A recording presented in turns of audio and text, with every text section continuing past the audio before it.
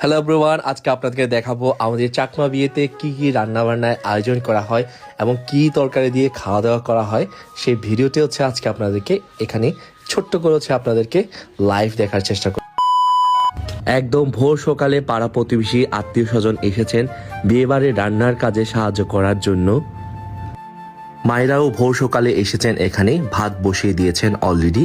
তো আমাদের সমাজে এখনো প্রচলন আছে, বিয়ে অনুষ্ঠান বলেন মরামৃত্যু বলেন, সবাই মিলে একতাবদ্ধ হয়ে সমাজের বা এলাকাবাসী মিলে রান্নাবান্নার আয়োজন করে থাকে। এতে সমাজের মধ্যে যারাই বসবাস করে তাদের মধ্যে একটা একতা, সম্প্রীতি এবং ভালোবাসা অটুট থাকে। আমাদের পাহাড়ি আদিবাসী গ্রামে এখন এগুলো প্রচলন রয়েছে, এই রীতিনীতিগুলো। আর এদিকে দাদারাও বসে নেই, দাদারাও হাত লাগিয়েছেন। দেখতেই পাচ্ছেন একটু আগে যে সবজিগুলো কাটা হয়েছে এগুলো চুলায় বসিয়ে দেওয়া হয়েছে। এটা একটা মিক্স সবজি রান্না করা হচ্ছে বিয়ে বাড়ির জন্য।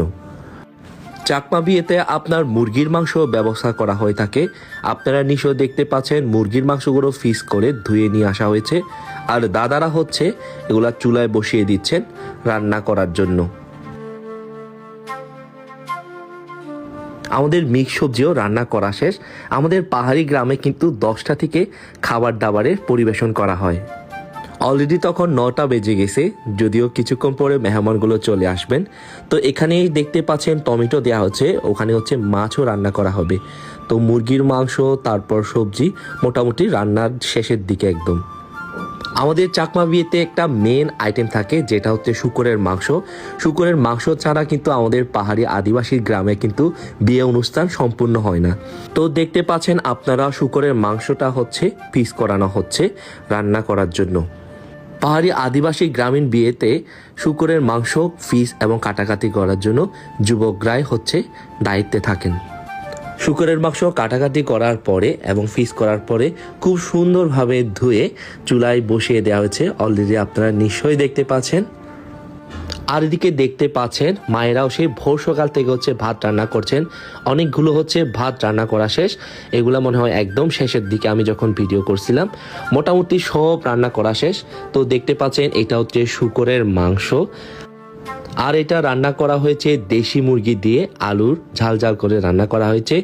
আর এটা কলা পাতায় ঢেকে রাখা হয়েছে, এটা মাছ রান্না করা হয়েছে টমেটো দিয়ে। আর এটা মিক্স সবজি, হরেক রকমের সবজি দিয়ে শুটকি দিয়ে রান্না করা হয়েছে। যারা বিয়েতে আসবেন নিরামিষ খাবেন তাদের জন্য এই ব্যবস্থা করা হয়েছে। তো শুকরের মাংস 2টা হাঁড়িতে এদিকে রান্না করা হচ্ছে। তো ঠিক আছে গাইস, সবাই ভালো থাকবেন, সুস্থ থাকবেন এই কামনায়। আমাদের পাহাড়িকে বিয়ের আয়োজন আমি আমার মাধ্যমে ফুটিয়ে তোলার চেষ্টা করেছি।